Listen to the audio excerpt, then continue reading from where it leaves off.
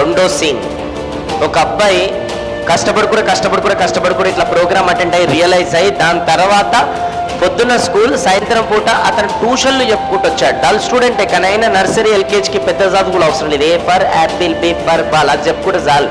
అట్లా ట్యూషన్స్ అనేది చెప్పుకుంటూ వచ్చి డబ్బులు సేవ్ చేసి వాళ్ళ నాన్న బర్త్డే రోజు షోరూమ్కి పిలిచి రెడ్ కలర్ క్లాత్ వేయించి బైక్ మీద నాన్న లాగు అంటే ఆ క్లాత్ తీయంగానే అతను నాన్న ఫేవరెట్ బైక్ ఉంది, వాళ్ళ నాన్న బైక్ స్టార్ట్ చేసుకొని ఇట్లా నడిపించుకుంటూ వెళ్తుంటే జనరల్గా మన తల్లిదండ్రులు మన బైక్ ఇప్పిస్తే ఏదైనా ఇప్పిస్తే వెనకాల రాపించుకుంటాం, డాడ్ గిఫ్ట్, మామ్ గిఫ్ట్.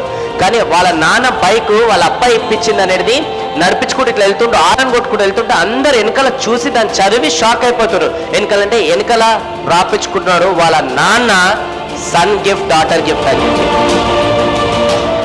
ఎట్లుంటుంది ఆ రెస్పెక్ట్?